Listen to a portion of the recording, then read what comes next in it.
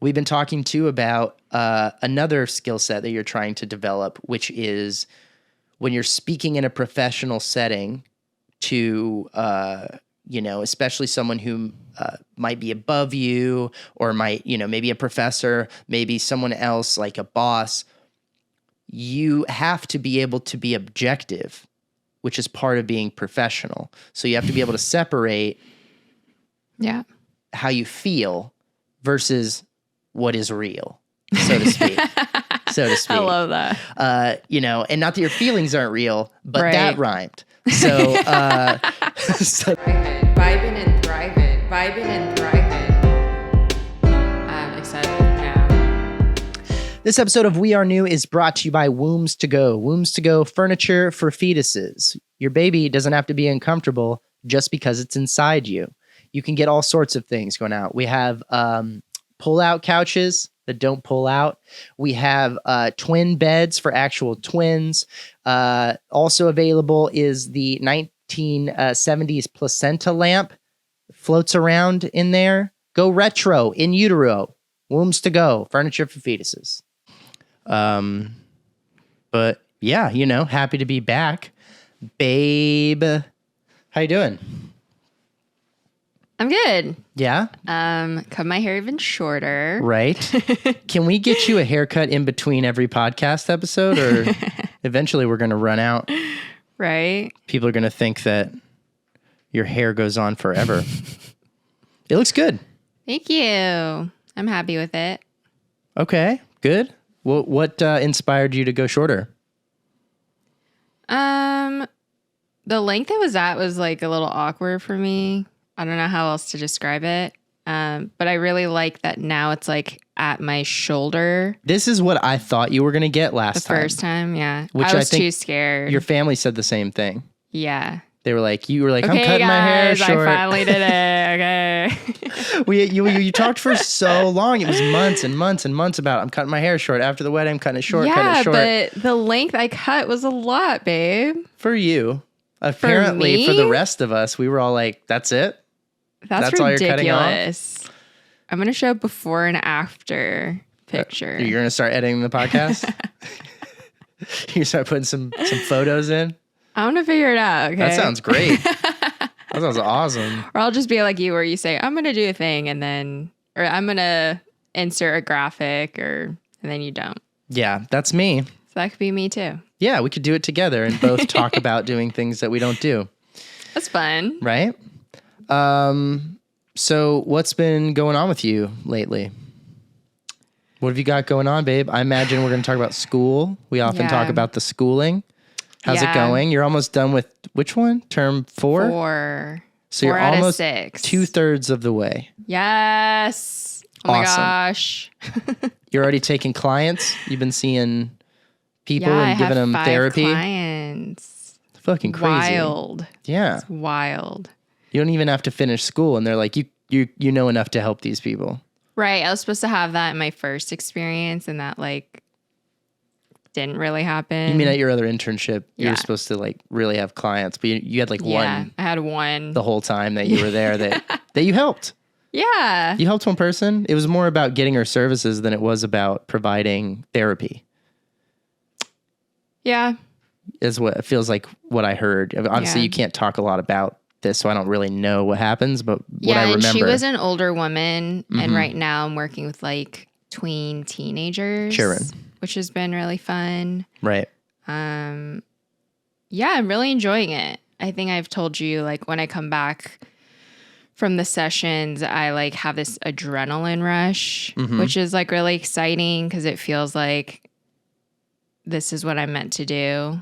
And when I first started the program, I didn't know what to expect. And, there were so many question marks. Yeah. And now that I'm more than halfway done with the program, it feels right.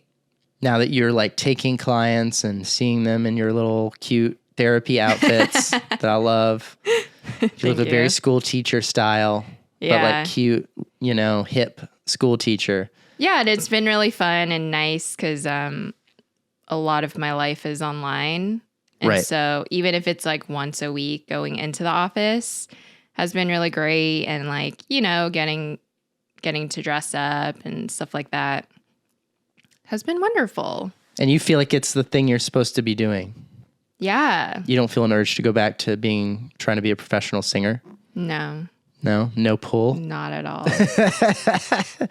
You're like a cool guy in a movie walking away from an explosion. You're like, I don't need that shit. I mean, I'm definitely open to the idea of using music in my therapy in the future. Like, I think it'd be really cool to like merge the two. But you know, right now I'm still in the thick of learning everything that I need to know. Right. Which has been great. I think, you know, there are definitely things in the program where I'm like, okay, like I'm here to learn that, but am I going to really use that in the real world? Right. Probably not. Yeah. So I'm definitely having those conversations. And that's been interesting because like at the conservatory, it was very like structured and right and wrong. And I'm learning therapy is like really fluid, and there is a right and wrong, but it's more complicated than that. And so just navigating that with my supervisor and keeping that in mind has been a journey in itself. That is such a nature of going to school for anything. And I think they do kind of a shit job in normal public American education of teaching us that. So what I'm saying is, when you're growing up and you're in school, and if you had a different experience, I mean, drop a comment or whatever. Tell me if it's not how it went for you. But I went to a bunch of different schools. I moved a lot. I went to school in Texas. I went to school in New York. I've been not just in like one district the whole time, so a little bit of variety. But you know, I know people have different experiences. But I found that most people in America have had very similar public educations, mostly, and they put equal weight on everything, which I think is wrong. Yeah. I think that's fucking deludes you about how education works and what your life is going to be like. They're like, you need to get the same grades, ideally, in every class. You know, you need to be good at chemistry. You need to be good at math. You need to be good at reading. You need to be good at writing. You need to be good at sports. You need to be like, it's like a liberal arts education when you're growing up, and fairly, because they are trying to expose you to a bunch of things. But they're never like, listen, kid, if you're not great at chemistry, who gives a shit? Like, your fucking chemistry teacher should tell you that. Yeah, I agree. Chemistry was like a nightmare for me. I'm not even going to go down the road of how we fucking don't need to be teaching chemistry. That needs to be a few weeks of school, not a year in high school, and not to mention all the times it comes up before. But like sodium chloride, salt, like I purposely did. There's basic shit, but come on. Yeah, I purposely did summer school, so it was only 6 weeks, not So like a whole shortened school yours year. into a little tight nightmare so that you could then which made it off. more difficult, but worth it in the end, because then I could just take an extra choir during the school year. Right. But that was never a thing that I don't think many academic advisors or counselors are like, listen, man, just get through it. Like, you know, who cares? I wish people were more honest in the Because education. by the time you're like 15 or 16, I think you know what you excel at, and you know the things that you struggle with. I'm not saying that if you're bad at math when you're in 8th grade, just stop studying math forever. Like, you know, if you're bad at math, there are some basic things that you need. But mostly, what do you need in math? Arithmetic, proportions, basic multiplication and division. You don't need to know algebra. We don't. The fundamental principles that are in algebra may be, again, a few weeks. Let's take a bunch of these courses we don't fucking need anymore, condense them into like one weird year of like shit that you're like, I'll take a few weeks of algebra, a few weeks of chemistry, and then we can get back into stuff that like you want to know and that the kids are like active in. A kid's a great writer, let them do Finland. There's they like do it some all country. Over. Yeah, they do it all over Europe. There's a lot more customized education per kid, and there's smaller class sizes. I mean, they're doing a lot of things in education right over there for sure. China famously is like, oh, you're clearly an engineer. We put you on the engineer track, and you're clearly and then we don't have any artists, so we move you over here. Like, because they efficiently want to make the best adults, and they think about that as far as kids. And what a lot of people don't realize is that our current, I'm not trying to be John Oliver here, but our current education system is really based on like 100+ years ago of making factory workers. Because that's most of what America needed. We were moving from agriculture to industry, and we're all going into the factories. Everyone needed a job on the line. Right. And so they all needed a general education. But you know what you need to be really good at? Doing what the fuck you're told. That's what we need you to be really fucking good at. So what do? They set up an education where, who cares? Well, I don't know, history, chemistry, whatever. Just fucking do what you're told. Don't ask any questions. And, get a good grade or your life's fucking over, kid. That's what they told all of us. Then you get to college, you decide I want to specialize in an education, right? I want to learn how to do this one thing. I want to start focusing on medicine. I want to start focusing on the law. I want to start focusing on teaching, whatever. History. You've picked the things that you like and you double down on that. First of all, most of us have to go to an undergraduate liberal arts degree where we spend 4 more years dicking off, half paying attention to what our major is, half taking a history of the Beatles or whatever the fuck. My girlfriend right out of high school went to college. That was a class she took freshman year. It's like history of the Beatles. For what? Like, YouTube that shit. Like, that's a crazy thing to spend college money on a course to learn about the Beatles. Like, and she was there for a theater degree. Yeah. Is she going to go work on Love, the Cirque show? There are no other Beatles plays that I've ever heard of. What is the good in this? And if it's about exposure, again, it should very much be limited to option. But we have so many requirements as you grow up. Then you get to the specialized education and you have trouble teaching yourself, oh, right, this school that I'm in is not the same as the working world I'm going to be in. I'm going to have to take what works for me, what doesn't work for me in one big bundle, sort through it and find my tools that are most effective. And then take those into the workplace. But you get kind of fucked up because you're like, oh, I'm in school. I need to get good grades. I need every class to be at 100. And it's like, that's just not how education works. We're not all 100% at every turn. Yeah. I mean, the biggest thing for me, even applying to a master's program, was the idea that like there are certain professions where you can't do that job until you have a license, until you get school. You can't online train your way into therapy. Right. You've got to go to a proper program, get a license. So the idea when I was like, maybe I could do this, it was like, fuck, I have to go back to school. Right. And I told everyone after graduating from the conservatory, I'm never going to school again. Like, I'm done. And so that was a big shift for me of like, if I decide to pursue this new career, then I have to go to school. And then I know there's rules after you graduate where you have to, build up hours, and it's like a whole system. I wonder about a lot of those on how many of them, if any, you're able to go at with no formal training. Like, there's a board. And they're like, we need to see your degree before we'll let you take the test. Oh, yeah. Okay. And the annoying part is that we take the exact same tests across the country. Right. But every state has different rules of like when you can start like counting your hours. The bar. When you can take for the like test. Lawyers and stuff. Yeah. Same thing. It's ridiculous. Because like I'm in a school in Waco, Texas, but I'm online. So my program, there are people from all over the country. And our professors, a lot of them are from Texas. So they'll like talk about the licensure exam and all the stuff like relating to Texas. Right. Which is cool for the people living in Texas. But then they're like, and the people who live in other states, go figure your shit out. Yeah, look it up. Yeah. And it's like Texas has, it's not as strict as California. Fill in the blank on the situation where that's the case. It's almost always true. Right. Yeah. So instead of 3,000 hours, you need 2,000 hours. Of course. And you could start counting the hours before you get the diploma in your hand. And for us in California, you have to have the diploma in order to start counting your 3,000 hours. At that point, with that many hours, I wonder how they make that call. Like, let's say Texas established first. I don't know if this happened, but let's say they wrote their rules first and it was like 2,000 hours.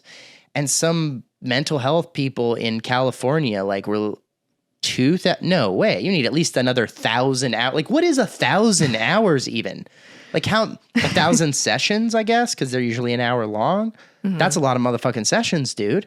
Yeah, it takes like that's a huge 2 difference. to 2.5 years. That's crazy just different. to get your hours to be able to take. Now, if you get a Texas license, Yeah. and you take the test there and you do the 2,000 hours and you get the Texas license, then you move to California. Can you have to take it again, or do you have to move your thing? You have to take another 1,000 hours? Like, how does it work? Yeah, that's the conversation we have in class because some people like don't want to stay in the state that they're Right, living in right. after they graduate. So that also varies state by state.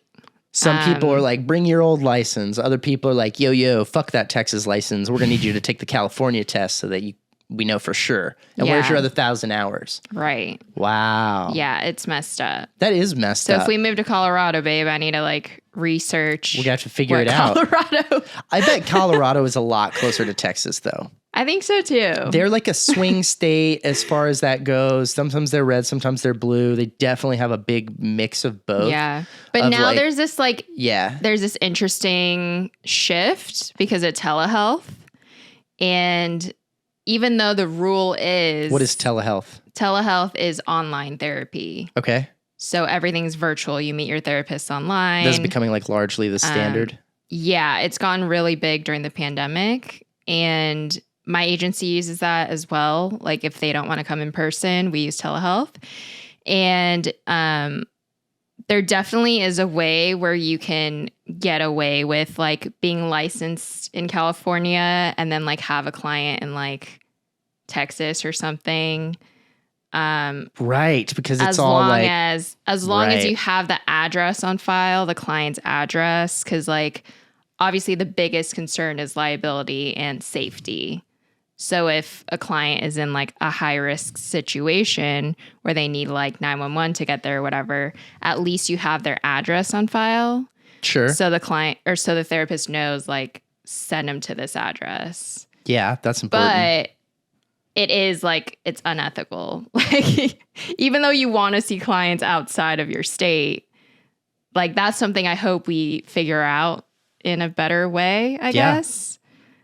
Because I do intake calls at my agency and it's so sad when I have to like turn them away just because they live in a different state and they specifically like seek out, our agency. So yeah. That's tough. it's tough. I don't like those calls. It's so weird too, like trying to figure that out. And there's so many things that I knew I wasn't going to do when I left high school and was thinking about college. Didn't go to college right away. I mean, kind of did, then dropped out, then went back. Like I didn't have a clean transition. And a lot of that was because I wasn't convinced I was ever going to want a job where they were like, go get the thing. Like I just thought about it. I was like, I don't want to be a doctor, a lawyer. I really didn't want to be a teacher. I did end up teaching. Right. Without a teaching certificate, but that was because I was hired as like an independent contractor at a private school to come in and do like what they basically considered part-time teaching, which was really like when you have an assembly. That's considered like a loophole in your situation. It right? is very much because it was a year-long contract. I worked there just like everybody else. The only difference was me and the other two art teachers, because we had art, music, and drama, and I was the drama teacher. We would split the week. So like that's the difference. The math teacher would have the kids all week. Every day you got math, right? But every day you'd have a different arts class for one period. So like on Monday you'd have drama, on Tuesday you'd have music, on Wednesday you'd have art, Thursday you'd have music again. Yeah. And then Friday you'd have drama again. So I really only worked 2 days a week at that school. Got it. But I worked year round, wrote report cards, did a musical. Like I was there. I just only had class with them 2 days a week. Right. And then the day I would come in, I would have a full teaching day of just every class. But a lot of times I hadn't seen them in like 4 days. Wow, So I would interesting. give, we had more projects-based assignments and sometimes like one-off things. But yeah, and it was crazy to me because I went to a college where a lot of the teachers didn't have traditional teaching backgrounds, because the whole point of School of the Arts was we hire retired or still working professional artists to come teach Right. the school. It's Same. not about their education. Yeah. It's about their experience. We would much rather have a ballet dancer with no degree that's been a ballet dancer for 30 years Right. to come in here and then they're like, oh, well, I have a master's degree in ballet. It's like, who Yeah. cares? And that's what I was hoping this field was going to be. And Right. it's far from that. And it's closer to the doctor, the lawyer, Yes. the accountant. Yes. And it's not even like real estate where you can just learn it on your own and then go take the tests when you're ready and then you're good. It's like, nope, you need to go to the school. Yeah, which is like such a bummer. Yeah. But I do enjoy the program a lot. I am, as you know, am having a lot of difficulties with 2 of my professors this term. So that's been tough because I love what I'm learning, but I don't like going to my classes. Right. Like the live discussions. Yeah, I hear that. And it's gone to a point where I feel like I'm not being heard. And I've like been debating for weeks if I should like do something about it. Right. And, you know, I've talked to you about like, what should I do? I feel stuck. And I feel like if I don't say anything, my education is not in danger, but like compromised. Great word. Thank you. So I've been dealing with that. I hear you. And do you want to start the show first? Sure. Before we get into your struggles to communicate?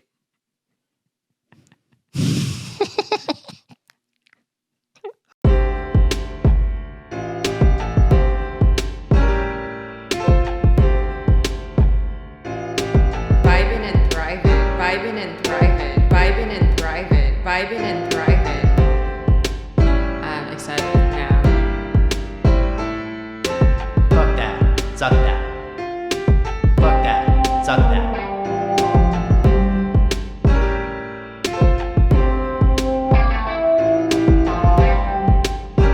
Fucking nuts.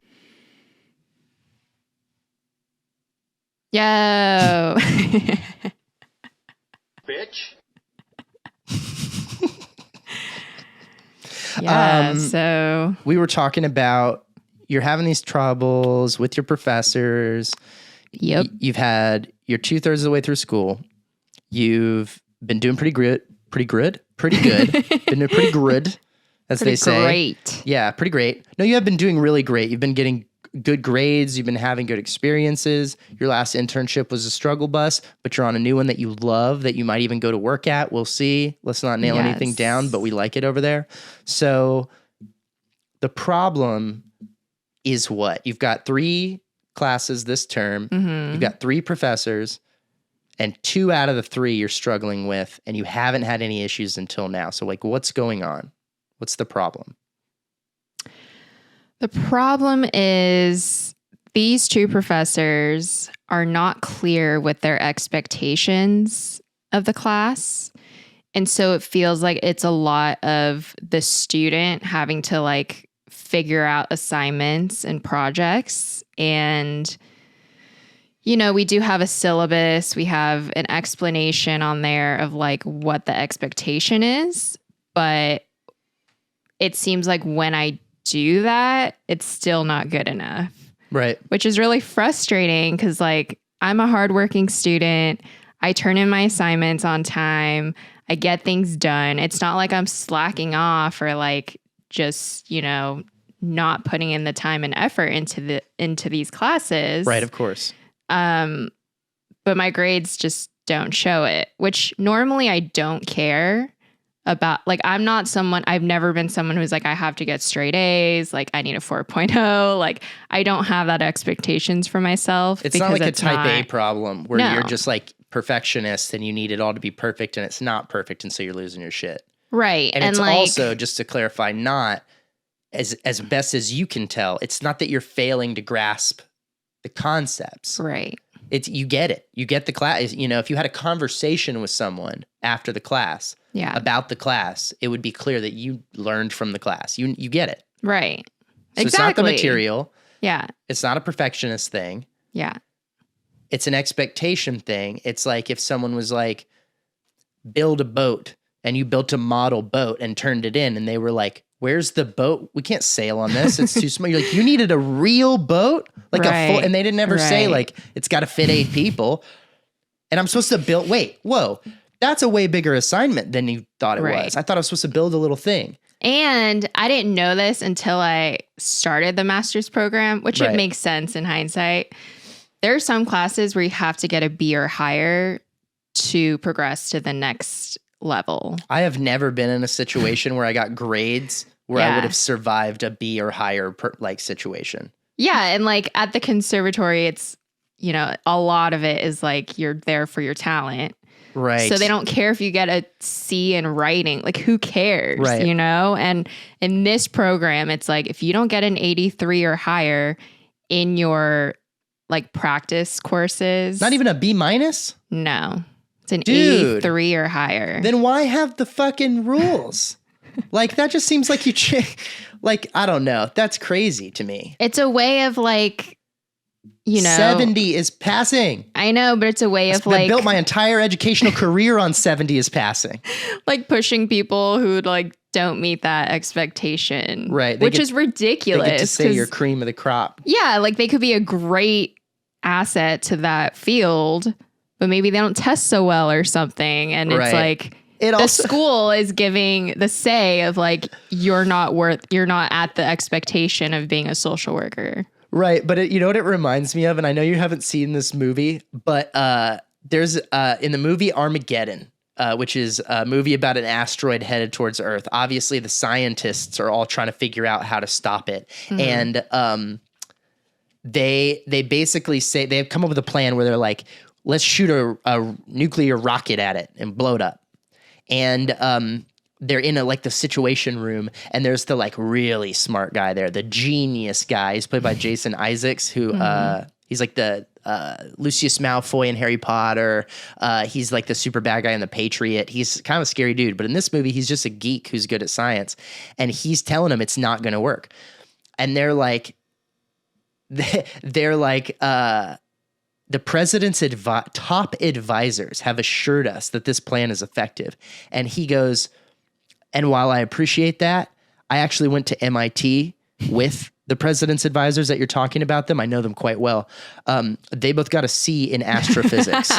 So who do you want to trust? And so it's like they graduated someone who got a C, and then in their professional life in this movie, but it's a totally reasonable situation that might occur. Yeah. This guy's like, yeah, no, they're the president's top advisors, and they went to MIT, and that's great. But the thing we're talking about, they got a fucking C. Not a B minus, not a B. They got a fucking C. And so it's being used against them. So I can understand a program being like, let's not put any C's out there so that conversation doesn't happen. You know, if they went here, they did well, or we won't graduate them. We won't let them out into the world with the Baylor name. Does have like a good reputation. Sure. Of, people it's graduating. Not an unknown school. This isn't University of Phoenix Online. This is like Baylor University. But it makes me think about like, I have these conversations with my supervisor at the agency of like, grades don't matter. Right. Like as long as I'm turning in the assignment and writing, the best I can. And learning how to do your job. Yeah. Which is the main reason. That's why you're paying these people. Right. That's why you pay people for college, kids. If you're watching this and you're going back to school, you're going to school for the first time, you're paying for a service. It doesn't mean that service is by your standards. Because when you're paying them, you're saying, I trust your standards. Right. But you are getting a fucking education, and that's what you're there to do. Keep that in mind. Yeah. Learn it. The grades don't matter. The parties don't matter. None of the shit matters, really. Mm-hmm. Unless you're like have a lot of social issues, you need to work out, and you never learned how to make friends or some shit, then I guess that's what college is for you. But it's supposed to be for transformation of what you're capable of, so that when you leave, you're capable of new things. And we pay the most disproportionately exorbitant rates in the world to learn the skill sets of our 20s. Right. And early 30s. Like, we pay more than anybody else. So if you're paying that money, kids, fucking learn. That's all that matters. Yeah. Get a fucking C if they'll let you, as long as you're learning. Like, who cares? Yeah. And it's like, it's tough because I'm not like upset if I don't get A's on everything. But when I start seeing my grades like not reflect the work and effort I put Right. into it. And paralyze. That's when I get annoyed. And compromise and paralyze your opportunities to graduate from this on time. Right. Because that's Which is when you a start. big fucking deal to me. Well, it's a big fucking deal because what happens in college when you don't graduate on time? You have to buy more college. Right. You have to buy more. Yeah. You have to go back. They told me that when I decided not to get my undergrad degree. Like, I don't technically have a bachelor's in drama. I have a college arts diploma, like a technical degree. But I was like, I'm only here for the skill set. And they're like, word, but if you ever want a job that requires a bachelor degree, you're going to have to come back here because your credits will not transfer to another school. You'll need to literally come back to Winston-Salem, North Carolina and take chemistry classes with 17-year-olds.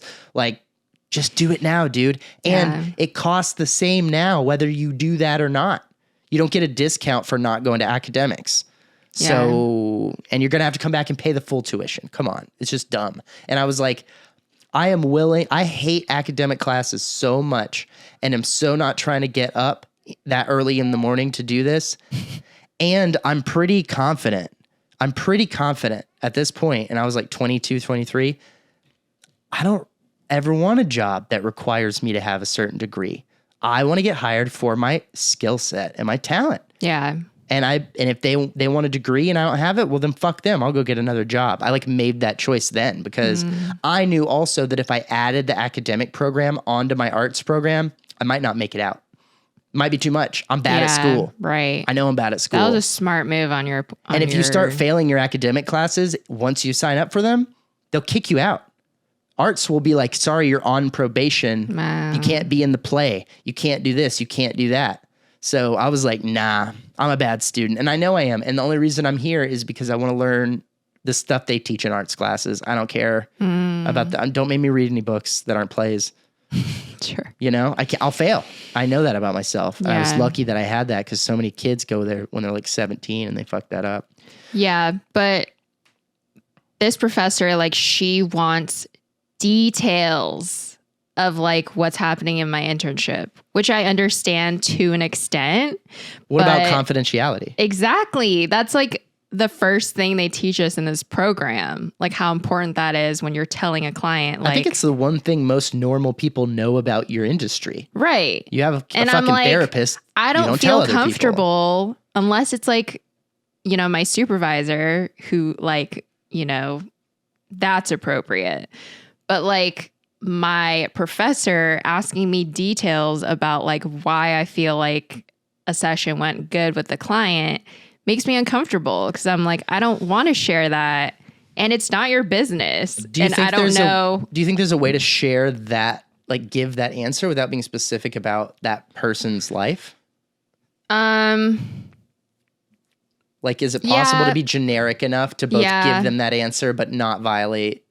Yeah, I suppose details? there is, but like that's what I'm navigating right now. That's what you're learning. Because my brain is so like right and wrong. And this field is a lot of like gray, like middle ground. Well, then let's talk about that because that sounds like, you know, when you're pushing up against something because it's hard, but it is what you need to do. Yeah. That's when you're learning. Yeah. If you keep pushing, you keep finding out how to do it, even though it seems like you can't. That's when you're actually fucking learning how to do a hard thing. So that's great. That's actually a good thing. We've been talking too about another skill set that you're trying to develop, which is when you're speaking in a professional setting to, you know, especially someone who might be above you or might, you know, maybe a professor, maybe someone else like a boss, you have to be able to be objective, which is part of being professional. So you have to be able to separate how you feel versus what is real, so to speak. I love that. You know, and not that your feelings aren't real, but that rhymed. So so that's what we're gonna say. But from what's verifiable, you know, we talked in the last episode about how I love the law. And how I get obsessed with like the rules and this is the shit. Yeah. This is what I'm talking about. Because when I loved law movies when I was a kid, were like fucking Few Good Men, My Cousin Vinny, like all those fucking movies with the courtroom scenes. Because they get them on the little shit. It's always something small, right? It's always like, well, what did you do that night? And they're like, I wasn't even there. And we're like, where? You're like, fuck, you got me on it. Cause I said, I let it go. I said the thing. They're so careful about which words they use because they know that when something doesn't, what's the term? There's I can't believe I'm blanking on it. There's a legal term for that. They object. They'll be like objection, fucking hearsay. Strike. Hearsay. Yeah. Or there's a few other things that are in that where they're like, you can't verify that. Yeah. There's another one too when it's like, he's guessing. They're asking him like, oh, why do you think someone did this? And he's like, because he was a dick. And it's like, first of all, that's opinion. And then also it's like, you don't know why another person did something.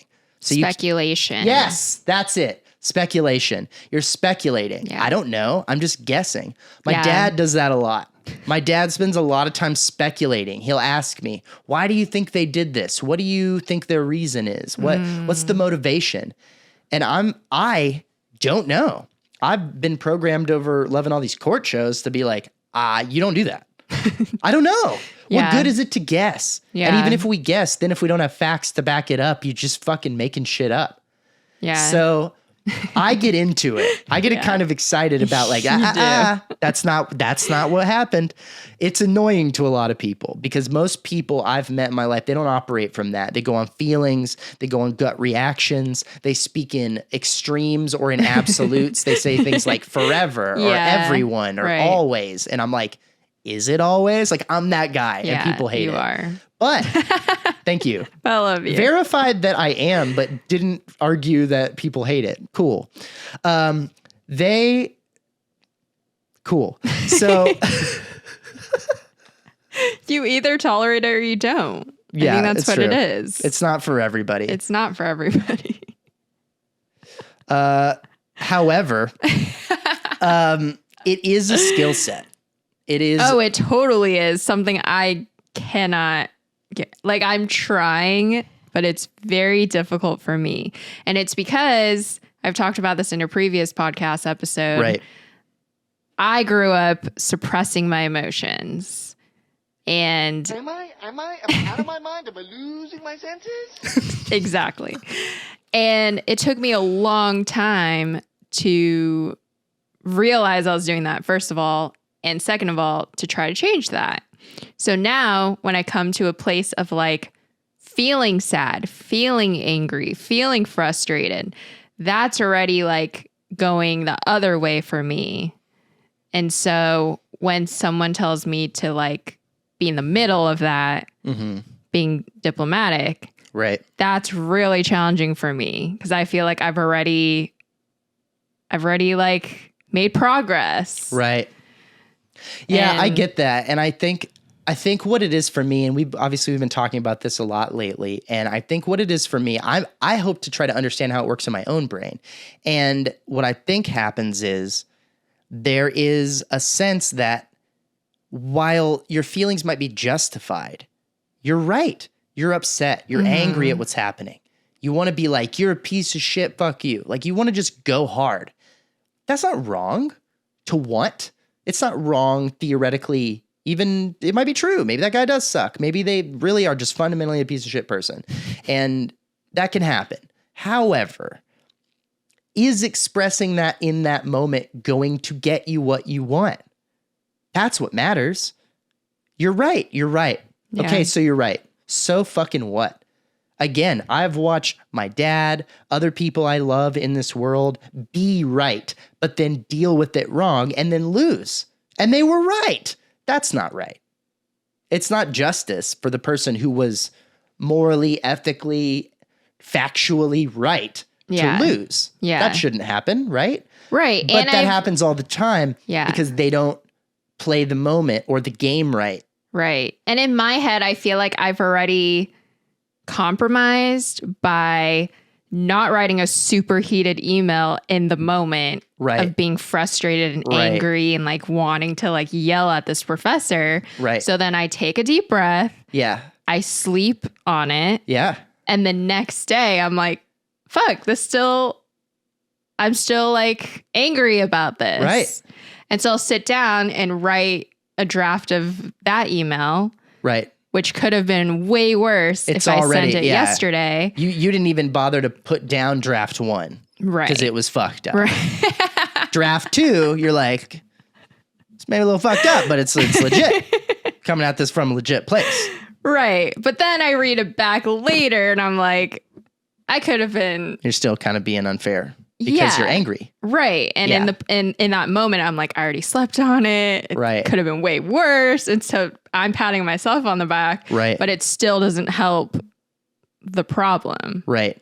It's kind of like we were talking about. I compared it to like diplomats at war, right? And I know this isn't happening, but like imagine that Ukraine and Russia are going to sit down at a table and try to solve the problem, right? Maybe not Putin, maybe not Zelensky, but like they're diplomats, right? And they're going to meet and they're going to sit at a table with a little pitcher of water and some glasses and they're going to try to solve a war. Neither one of those people is going to kick the door open and like, you Russian piece of shit. Like, how is that going to solve anything? Even if you think, no matter who you are in the world, that like the Russians are the ones to blame or the Ukrainians are the ones to blame. Or what, it doesn't matter who's right. Yeah. Because first of all, being right is often subjective. Second of all, even if you are right, coming aggressive is usually not the answer. And you retain so much power and control, which is another thing I get addicted to. You retain so much of that when you don't go there because so many other people can't help but go there. Right. And we've also talked about how like I'm not an angry person. I'm not a heated person. Right. So when those moments happen, I'm like, man, I must be really passionate about this thing. Yeah. Because it makes me so upset. And it's clearly because I'm coming from a place of, I enjoy this thing, but you're kind of ruining it for me right now, which makes me angry. Of course. The problem is that you, like you said, you are just now trying to accomplish the task of assessing your feelings and getting them out in a healthy way. And you're right. The diplomacy is step 2. Yeah. The problem is that you get, and I don't mean this in a bad way, but this is what's happening. You get entitled in the moment of, I've already compromised once. I shouldn't have to compromise 2 times. No, not when I'm the one who the injustice is being done against. Why am I the one who keeps having to meet all the way in the middle? Yeah. You're not wrong. You shouldn't have to, but you might have to if you want to fucking not lose. Right. Because the person you're against is not even trying. They're not even trying to meet you in the middle. So you've got to go 80%.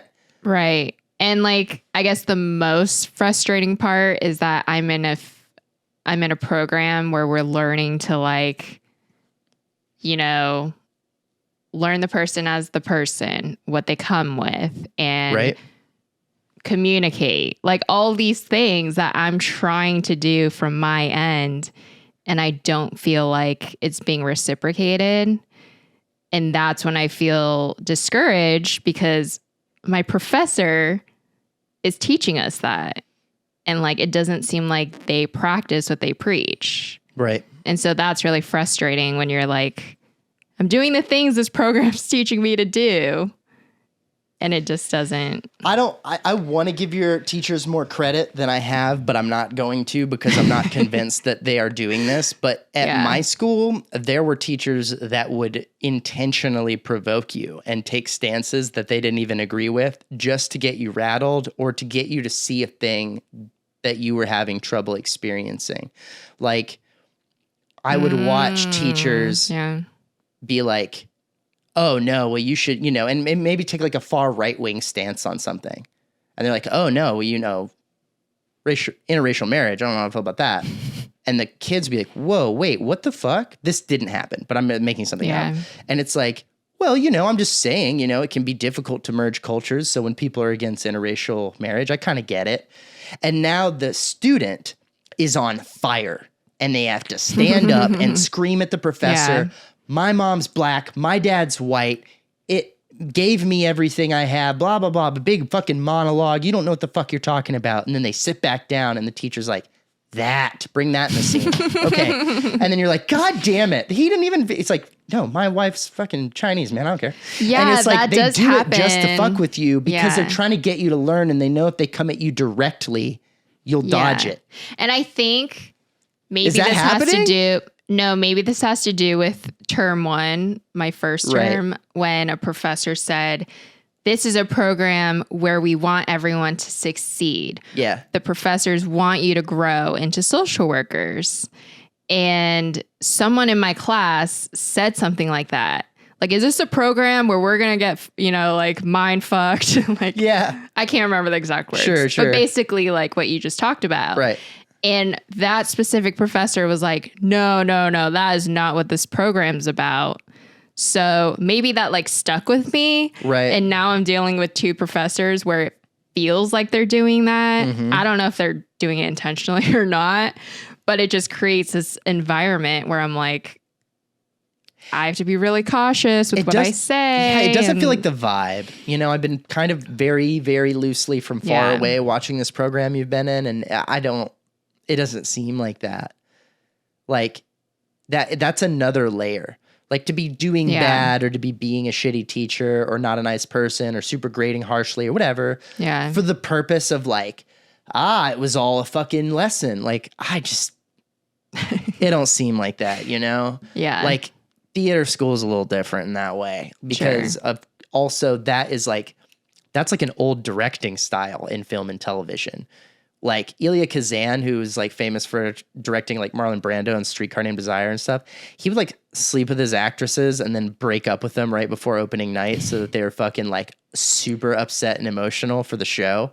Oh my God. Yeah. It's fucked up. horrible. Don't condone it. I don't condone it. But it's a thing and it's a style to kind of like emotionally manipulate people in order to get something out of them for the art. I don't think this is that. I really don't. I don't think this is them like fucking with you, hoping you learn the lesson. Like I said, I don't think I can give them that much credit. They don't seem like that kind of like mastermind. That's like a very clever thing to do. Yeah. And you have to be smart enough to play it fake the whole time. Like that teacher I described has to play that interracial marriage moment realistically. Yeah. Otherwise you're like, Right. you're fucking with us. You're Yeah. like, no, I really think that. Like you have to really sell it. So I think it sounds like you're struggling with a new thing that's hard. And like I said, that means you're learning how to do it. You just have to keep pushing yourself to keep learning it. And every time you try to do it, you wrote that email, you wrote that draft too, right? And brought it to me. I started to edit. And before I got very far, I was like, you need draft 3. You just got to hit it again because you've got to take out all your feelings. Right. Your feeling, which is like, I hate saying that to my Korean wife. Take your feelings out. Like, I know how hard you've worked to express and to be vulnerable and to be real. Like, that doesn't come naturally to you. It wasn't taught to you, but you figured it out and you're getting a lot better at it. So I feel terrible shutting that down. That's why I told you, you're not wrong. You being like, I don't want to give stuff away, but it's like, she does this in class and it's a waste of time. That's not for you to decide. You told me. I agree with you. It does sound like a waste of time, but you're the student. Right. You're not the teacher. It's not your job to decide what's a waste of time. It's like the Karate Kid thing. Daniel thinks waxing the floor is a waste of time. And then later he figured out he actually taught him how to block. Like it's not always what you think it is from a teacher. Sometimes they're leading you this way and it turns out you're learning this skill set and you didn't even realize it because you've been doing this every day. Right. I used to complain when I was a kid about the length of our homework. Like, I would be like, why do I have to do 40 math questions? Can I do 5 math questions and you get that I get it? And so it took years, but someone was finally like, it's not about that. It's not about you need to do it 40 times to prove that you know it. It's about conditioning you to be good at it. Right. And when you do something it. 5 times, you're all right at it. Even if you got it, you got a bullseye 5 times, good for you. But if you get 5 bullseyes, and then if you get 40 bullseyes, you're a better archer. You're going to be better. You're just going to be better if you do it more times. And it took like high school before anyone told me. And that's what I mean. They don't tell you what it's really about. And I think a lot of times it's because, frankly, I think a lot of teachers don't think a lot of their students as far as like what they're capable of getting. And they feel like if they tell them you're learning how to block, you won't do it. I need to, I need you to put the waxing effort into it, the sanding effort, just do it that way. And part of signing up for a program is saying, I trust you to teach me. I trust you to know the best way to get it in. And I'm going to do my best to try to learn it. But you kind of have to meet in the middle. But I get you. A lot of professors and a lot of teachers, it doesn't feel like you're meeting in the middle. It feels like they're throwing a dead fish on the table and saying, cut it up. And you're like, I don't know how to gut a fish. And they're like, learn, here's a knife. You're like, you could show me a few things before we start, but they don't all do that. And I think I've just been fortunate to not have this problem until term 4. Right, for sure. No, you've definitely been lucky in that regard if it hasn't come up until now. This episode of We Are New is brought to you by Cans for Cannibals. These are cans specifically designed for your cannibalistic needs. Do you need to jar your wife or grandmother or other person that you plan to consume? Do you need to ferment your father? Cans for Cannibals. Check it out. cansforcannibals.com. I've been thinking about a new job. Okay. I don't know that I want to do it now, but I think to myself all the time, what am I going to do when I get tired of making this kind of shit? I get tired. I don't want to make TV shows anymore. Fuck Hollywood. Fuck all this stuff. I don't want to do this. I'm bored, you know? I'm always preparing for if that's going to wear off. Okay. Because I've been excited about it since I was 15. I've been like, I want to make art. I want to make theater. I want to make like do stuff like this. And you kind of lost your steam for it in your early 20s. I didn't. I've kept going. I haven't stayed on the same path, right? I've been doing stand-up and TV and theater and all this different shit. But I'm always like, I feel like I'd be good at other stuff. So like part of me just wants to try other stuff. And I think maybe I found a thing that would be super fucking interesting and fun for me. But I need to do more research to find out if I'm just basing it off seeing it on television. Okay. And I have been. I've been watching YouTube videos on becoming a private investigator. Wow. What's your first reaction to that?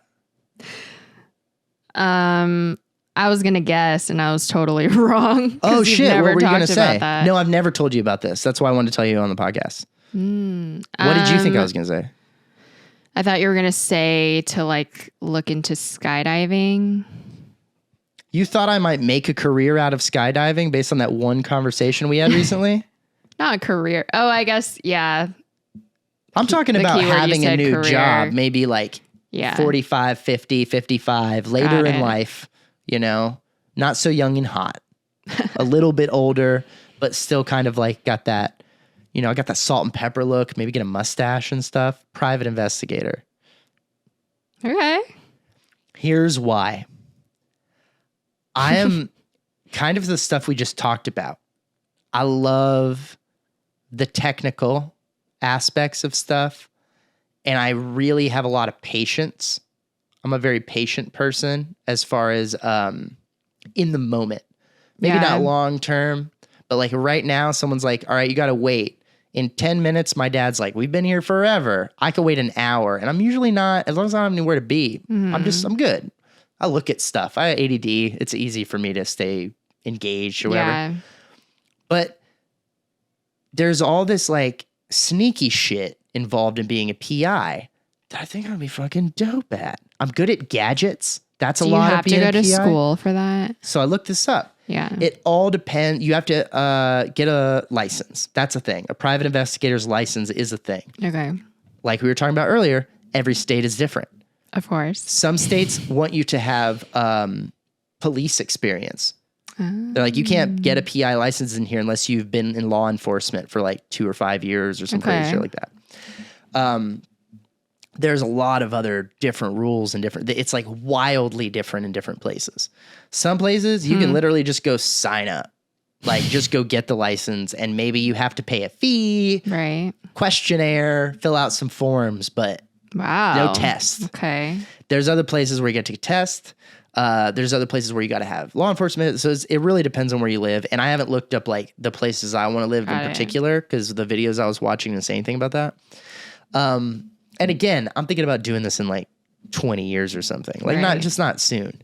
That's pretty cool. I just fucking think it's fascinating. And I think I'd be really good at it because there's a bunch of like subterfuge and kind of like con man-y stuff that you kind of got to do, but you're getting paid and there's a reason, and it's not always, honestly, it feels like a way to exercise some of my less ethical impulses while writing it off as not unethical because I'm doing a job and getting paid. And it's like a little bit of my really hands in the air. Yeah. Because like I don't like lying to people as me, but you know, calling a number and pretending to be someone else so that I can get a piece of information and like, you know, I don't know, some of that like sneaking around shit. There's something about that's in me that I'm good at, but I push it away because I don't want to be a piece of shit. Like I don't want to be a bad guy who has done it, but like I'm good at that. I'm good at stealing things. I'm good at like pretending like I'm not where I'm supposed to be. Like, oh, I'm so lost. You know, it's like I'm a good actor, frankly. And I feel like and like improv and stuff. And like I just think I would be fucking great at it. I like support if that's what you want to do, but everything you're listing right now is what else is there in being a private eye? I like waiting in the car for 8 hours. That's not what that's not what you like about it. You know, following people down the street, trying to keep a few cars away so they don't see me tailing them and shit like that. Yeah, it's one of those. I would never do that. But no, of course not. You'd be terrible at it. You'd be terrible at it. And you know, I got one of those faces, babe. I look kind of like, but not. And then that other white guy with the, you know, constantly people like, true. Are you on TV? And I'm like, I've been on TV, but I'm not who they think that I am. Hey, do you know Jimmy? And I'm like, I don't know. It's like everybody thinks they recognize me, but then they also don't. And so it's like I would blend into crowds really well. It's a golden age of sneaking around because we can just wear masks. For sure. It's fucking great. I think I'd be great at it, babe. I'd be rolling around, catching people who cheat and stuff. But I've heard there's two main paths to doing it for a living if you really want to make money. Like getting hired on a private basis to like, I think my husband's cheating on me, or Steve wants to know where Tiffany's going, or whatever. Like that stuff is actually pretty limited, and you've got to get a reputation to build a client base like that. Got it. Because those people don't come back. The wife, they're like one-offs. Yeah, the wife is like, I think my husband's cheating. I go follow him. I come back. He totally is. Here's the proof. She's like, I'm divorcing his ass. We're done unless she has another problem. Well, isn't PI also like if you're trying to find your biological parent or something? Yep. There's like an tracking ongoing people down, like people tracking. Yeah. I don't know if that's as interesting to me. I think following people and surveillance is more interesting to me, and like investigating. Sounds a little dangerous. A little detective work style. Yeah. I'm into that kind of stuff. I don't know, maybe, but here's the two things. So they're like, oh, you want to do this? You think you're going to be spending your time doing this? Here's what most PIs do for a living: insurance claims and legal work. So you get hired by an insurance company, or you get hired by a lawyer or a law firm, and they're like, we have cases that are ongoing, and we have multiple of them, and we need you to look into it. So it's like, you know, homeboy said his car got stolen, so we're going to hire you as like a private detective to go figure out, did his car really get stolen?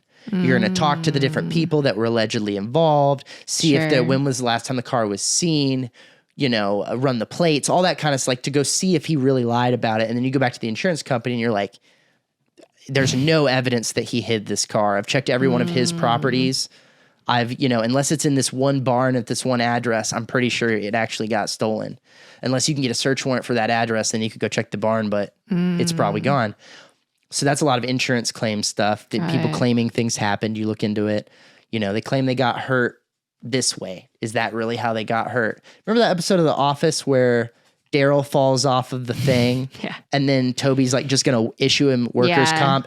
He and Dwight play private eye. They do some investigating. They find out he is lying. Yeah. And they found it out after the fact. So it's like that. Or you do the same kind of work for a law firm. So they're like, look, we got a case. Got it. X versus Y. Our client is X. We want you to follow Y around and see if you can get some dirt on them so that when we go to court, you can be like, but we have pictures of you at this location. So are you blah, blah, blah. So it's like you're backing up people who are trying to make a case. Interesting. That's a lot of what being a PI is if you're going to make money off of it.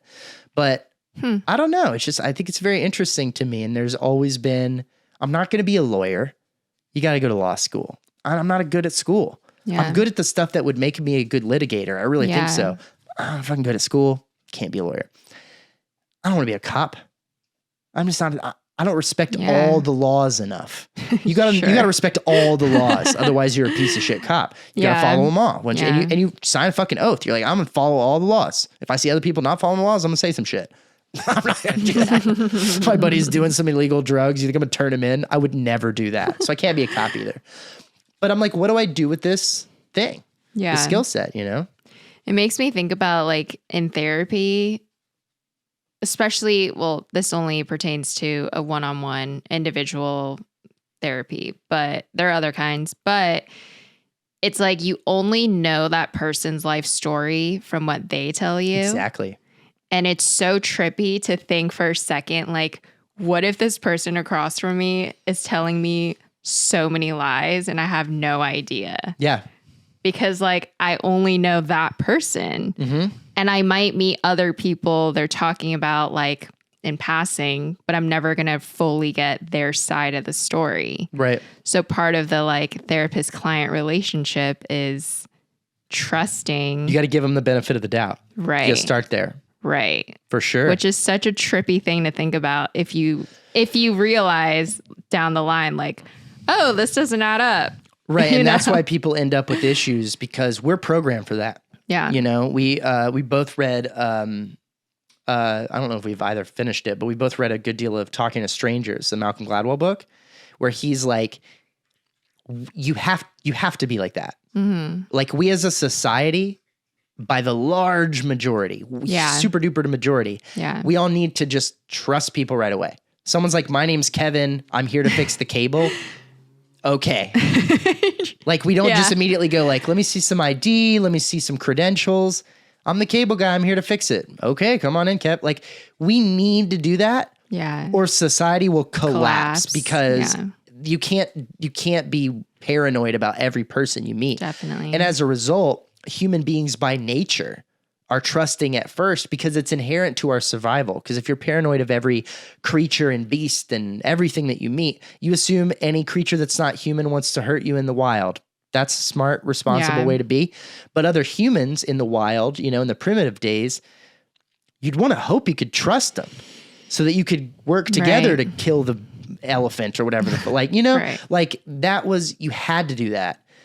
We have to keep doing that. It's good to keep your wits about you. If something pops up as a red flag, investigate the red flag. But until someone gives you a reason to distrust them, it's actually not healthy for you to distrust them. Right. You should be trying to give them a break. This episode of We Are New is brought to you by NUTFLIX. That is the only gay porn streaming services where they send DVDs of big old dicks right to your door. You get a different DVD every week, and as long as you send it back and clean it off, you will get another DVD of big old dicks the next week. That is NUTFLIX, available now. That's actually not a bad segue into I think maybe the last thing we want to talk about. Sure, yeah. Let's talk about fucking The Rehearsal. Yo, go check that shit out. It's trippy. Okay, so setting this up, one of my favorite comedic minds of all time at this point too. I bumped him up. He's up there now. Because you can't stop thinking about it. I can't stop thinking about this fucking show. This is one of the coolest shows I've ever thought of. And it is the kind of thing that like, I don't want to give myself too much credit, but I was on the cusp of figuring out stuff like this when I was in art school. And then I went into making like more conventional TV and I just don't think like this anymore. But I am stimulated by this. Here's the show. Nathan Fielder of Nathan For You from Comedy Central. Yes. If you don't know that show, the biggest thing that happened with them was Dumb Starbucks. They, at one point, the show was Nathan would go and help small businesses, give them unconventional, like wacky ideas on how to bring in more customers or sell more or whatever. And there was a coffee shop that was like, you know, we're a coffee shop and we're a cool hip coffee shop, but fucking everybody goes to Starbucks. And he's like, what if we made your coffee shop look like a Starbucks, but it wasn't one? It ended up making national news because It was in LA. it was in LA and they were going to expand. They expanded to New York, I think, briefly and opened one there. And then it all got shut down. And they were operating a copy of Starbucks called Dumb Starbucks under the idea of parody law. Right. So that was like, oh, we're making fun of him, so it's okay, which is a thing. Like Weird Al can use the song because he's making a joke out of it. That's a thing. But it didn't last long, and they're like, you're benefiting off our name to sell stuff. Like, and so yeah, they shut it down. Yeah. So that's Nathan for you, and that's Nathan Fielder. His stuff is he has a very dry sense of humor, and his humor is almost purely based on his like social awkwardness. Yes. He doesn't really know how to deal with people, it would seem.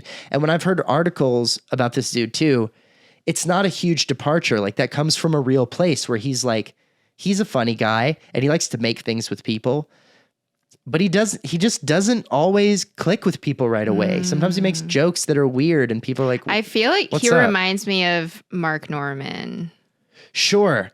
There's definitely they have a very different sense of humor, very different, but that kind of social awkward doesn't really feel comfortable looking you in the eyes or looks you in the eyes for too long. Like, you're right. It's in that kind of spectrum thing. And it's true. It's true. And he utilizes it. He utilizes it to get so much like comedy. He's great at making people feel uncomfortable. I would compare it, Nathan, for you as well, to almost like a Sacha Baron Cohen, except Sasha's playing a character. Nathan's usually just himself.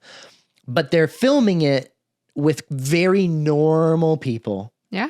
You know, the subjects of each episode, it almost feels like a candid camera. Like they know they're there. They know they're on camera, but they're just normal people. Like, what's going on? They're not given too much information. And then they're left to deal with the weirdness. Also kind of reminds me of The Daily Show with Jon Stewart when they would send people out on the correspondence things. The correspondents are asking these weird, wacky questions, and the people sitting down for the interviews like, I did not know this was how the interview was going to go. This is weird. And then later they kind of realize they're on a comedy show. Nathan has a new show on HBO. So you can catch the first episode on HBO Max. It's out now. Depending on when this airs, there might be another one. It looks like it's coming out on Friday nights. We watched the first one last night, premiered last night, and it's called The Rehearsal. And what I don't want to do, because I do want to talk about this, I don't want to spoil the show for them. Sure. Because it is a fucking ride. It is so fun. It is such a fun ride. And I'll be honest, I haven't seen all of Nathan For You. I've seen a lot of them because I felt like some of the moments feel like they drag a little. The pacing of Nathan For You sometimes would be like, I can't binge this. I can watch a couple, then I got to fuck off. And then later I'll be like, oh yeah, that show, and I'll check out some more. But yeah.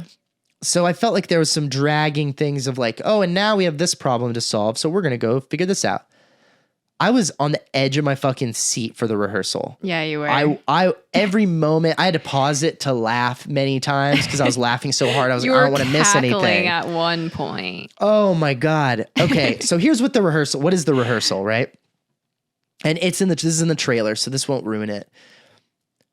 He, instead of finding normal people and helping them with their businesses with like wacky ideas, he's finding normal people that have I don't know all the stories, so I'm going to hopefully try to paint with as broad a brush I can. People who have potential or upcoming conflicts in their life. They're going to tell someone a secret. They're going to break some bad news. They're going to have to deal with a social situation that's going to be really uncomfortable for them for whatever reason. Nathan sells them on this idea where he will build a set in a warehouse of the exact place they're going to do this thing. Right. Like, let's say they're going to tell someone bad news at a bar. He builds the bar to every fucking detail. I mean, Yes. not just like a vague replica with some stand-in props. He finds the same posters and puts them on the wall. He finds the same chairs and damages them in the same way that they're damaged in real life. I mean, he Right. makes a close your eyes in the real location, open in the fake one, you may not fucking catch it. Yeah. It's identical. It's trippy.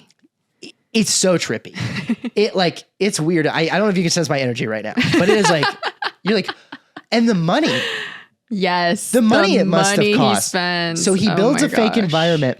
Then he casts actors to play all the people, including the background extras that might be present for this moment. You're going to have a bad conversation at a bar with your friend. He's going to hire the friend. He's going to hire the bartender. He's going to hire a bar full of people to like be in the background. This Right. first episode concerns a guy who goes to trivia night at bars. That's his thing. Yeah. They hire a fake trivia guy. They have the microphone and he's doing the whole, it is exactly the same. And then he's got a bank of cameras in another room, like a control room where he's watching the whole thing and like coaching them. Right. This is the one part I want to talk about because it won't ruin it for you, I hope, in the show. Spoiler alert. If you don't want to know anything about the show, which maybe is the way to go, but we're talking on a show. So spoilers start here. We'll say that. Spoiler alert starts here. Even though I don't want to ruin too much. So he basically sets this guy up because he's going to give some bad news to a friend at trivia night, right? He's going to invite one friend he has and tell her he's been lying about something and he wants to tell her the truth. But it's at trivia night. And there's an issue at one point where he's like, I'm really nervous. I'm not going to have the balls to come clean with my friend if I'm doing badly at trivia. Right. This guy puts trivia over everything. And he's like, Right. if I start, Trivia is a big deal in his life. and it's like his thing. It Yeah. is his thing. Like anything else would be, he takes it very fucking seriously. Yes. And so Nathan's like, wait, but it's just trivia. Like you guys are getting drunk and just playing like trivia. fun. It's fun, right? Yeah. And this is more important. Like you're going to tell the truth to your Yeah. friend. And he's like, no, it is not more important than The trivia. stakes are way higher than And Nathan it is shocking. thought. You can tell Nathan is like, for real? He's like, yeah, for real. I'm not going to lose trivia on purpose or even on accident for any reason. Right. Because he's like, especially if this goes badly, my friend's going to hate me and I lost at trivia. No, not doing it. Like he seems like he's going to walk away from the whole thing. Yeah. So Nathan comes up with this plan where he's going to he knows he would never cheat at trivia. He's like, this guy takes it too seriously. If I give him an answer sheet or something of the trivia, let's say I infiltrate trivia, get the answers to the questions and give it to him, he'll never do it. So how do I get it in his head? How do I make sure he wins at trivia? So over the course of this rehearsal process, he starts going on walks with this guy just to talk. He's like, let's go for a stroll and chat. And the guy's like, okay. He pays random people to pretend to be extras out on the street and stuff and creates a bunch of situations. He does infiltrate trivia. He gets the questions. He knows what the questions on trivia night are going to be. And he like subconsciously implants the answers to this guy by walking around on these strolls with them. And then like a jogger will be like, hey, you know, the tallest building is... But it's way more subtle than that. It's not Right. that obvious. It's amazing. It's so good. They like... The craziest one, this is the only one I'll say, because I can't stop thinking about it. Oh my God. They walk by and there's like a fake crime scene. And there's a cop standing there, you know, the way they do the tape. There's cop cars, there's the lights are on, Like, there's do not investigators. cross, Yeah. yeah. There's like multiple people involved in this fake crime scene that Nathan set up that homeboy doesn't realize is fake. And they just walk by it. Nathan's like, wow, what's going on in there? And the cop does something a cop would never do, but the guy doesn't catch it. He tells them what's going on in there. If you ever encountered a crime Right, scene, what right. happens is you go, hey, is anything going on there? Sorry, folks, can't talk about that. Please move along. That's what happens. But this guy goes, Terry, just picture like a Louis C.K., like from Parks and Rec, like a regular, just the most cop looking guy. You know, as Trump would say, straight out of Central Casting, this cop. He's like perfect. And he's standing there. They're like, oh my God, what happened? And the cop goes, hostage situation. Yeah. Guy's already shot 2 people in the head. Stays like this. I hate the fact that the Chinese invented gunpowder. And Nathan's like, wow, that's crazy. The Chinese, you said? Wow. And the guy's like, yeah, sorry. Prayers to the family. And they keep walking. And then later in trivia, they're like, who invented gunpowder? He's like, the fucking Chinese. I know that shit. But the coolest part is that, without spoiling anything, Right. the time, like when it's time to do this, like have this conversation. Yeah, when the rehearsal process is over. Yes. And it's show night. They're at the actual They're at the bar. real bar, not the fake Yes. one. With the real friend. They're starting trivia. Yeah. But we as the viewer see the playback Right. of those moments happening. Right before they cut it to where it's like you see him learn the fact and then you see him get it right and think it was his own thing.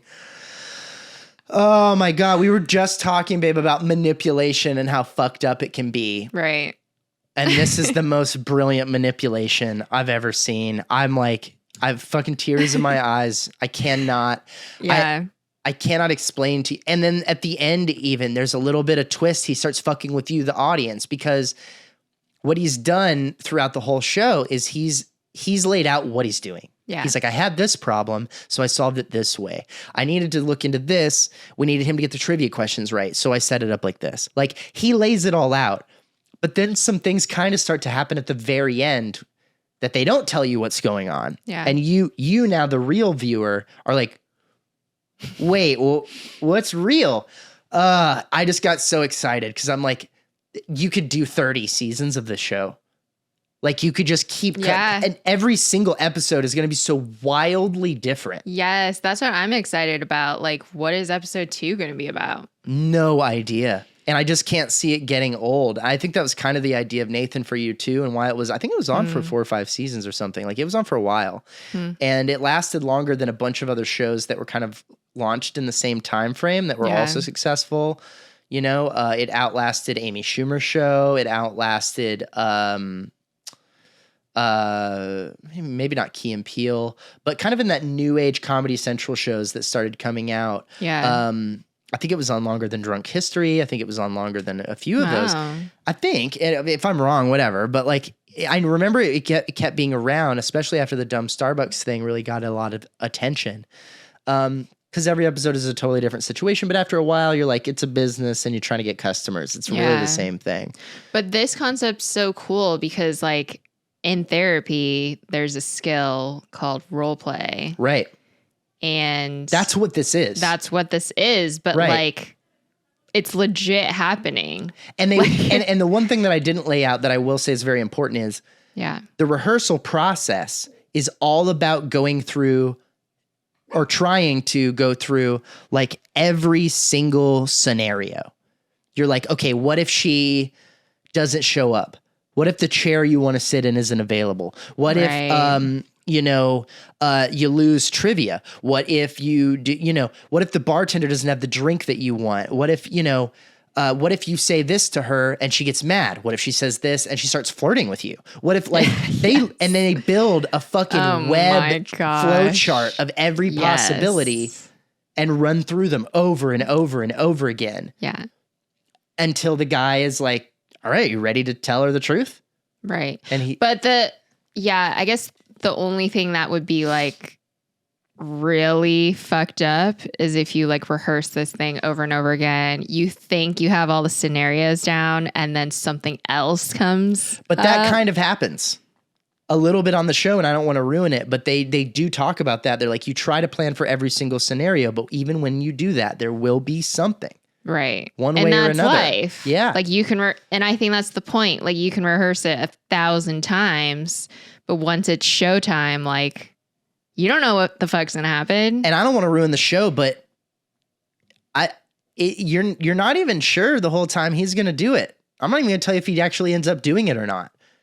like telling the truth, because there's no they're not required to tell. Right. Like It's there's their no choice. They don't set up that there's a contract, and if you don't go through with the show on the day, then you blah blah blah whatever. Nothing like that. Yeah. It's basically like, if he wants to, they're there, he's sitting with the friend and he's like, fuck this, I'm not doing this. He could get up and walk out. There's like nothing stopping him from doing that. That would be interesting to see. It might. You know. He might. They very easily, based on the one we saw, I think it's very likely that at some point they get to somebody who's like, goes through all the rehearsal, does all the shit, gets all the way there, and is like, I still can't do it. I'm not doing it. I can't do this. Yeah, which is very much like therapy. Right. You could do all the work with the client, you know, really encourage them. This, like, you're They in the right leave. place. I'm You're doing gonna it. do it. I'm telling them tonight. And then the next week, you're like, yeah, I'm not gonna do it. Maybe next week. Yeah, because sometimes it's like you never know like what the setback is, but it could be way bigger of a thing than you can ever imagine. Yeah, and you never know what as well your audience is going to be going through, which is another thing they kind of touch on. But like I think about that episode of Friends where Ross is trying to tell Rachel that he can't see her anymore because Emily's coming to town, and it's like her dog dies, then her nose is bleeding, then another. It's like you rehearse we all do this, which is why the show is so fucking good. We all rehearse in our heads before those difficult moments. Yeah. I'm going to tell my parents I'm moving out. I'm going to tell, my friend I stole his credit card. I'm telling these people I'm moving. Like, we all are like, what if they react like this? What if they react like that? And what Nathan is doing is he's saying, you don't have to go through that by yourself. I have a fucking HBO-sized budget. Let's really rehearse this shit so that you go into it being like, I'm ready for whatever. Yeah. It's so great. It's really great. Everyone go watch it. Yeah, The Rehearsal on HBO. It's on HBO Max. Looks like it's coming out every Friday.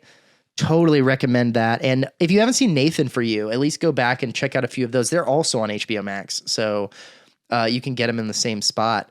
But yeah, it's like my new favorite show. I'm super excited about it.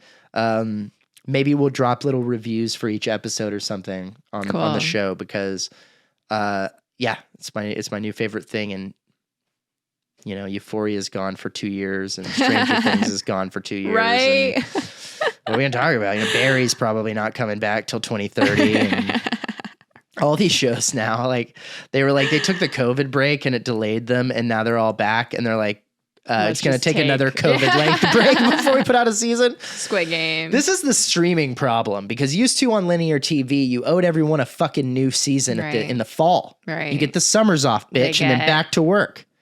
Got to put it out. They get whatever they want to do. We'll see. Babe, this was so great. Yeah, it absolutely was. I'm really overall just excited for all the different stuff that we have going on. Like, I think it's going to be, I don't know. Bite me. I think it's going to be a really fun rest of the summer and into the fall. We're going to have some guests on soon, hopefully. We've been talking to a few different people that are going to be joining us on the show. It's just been tough. I mean, we still don't have Uncle Kyle. He's not even here. Yeah. He's like out of town doing family stuff. Yeah. He was supposed to finish his job so that he could come do this more often. And he got fucking extended again. So September, if you remember, we'll see. We'll see if he can. Can you hold on for a second? Let's see if we can hold on for a second until he's done. All right. I love you. Love you. See you in the next one. Yeah. Boop. Yo, you watched a whole episode of We Are New, the best podcast with viewers in the double digits. I hope you enjoyed it. There's more episodes and clips available for you in these locations. So please click on them and watch them. Maybe you want to know more about us. Maybe you want to feel like you're our friends. Well, we're very selective about our friends in real life, but you can feel like you're our friend if you watch more of our content. Thank you.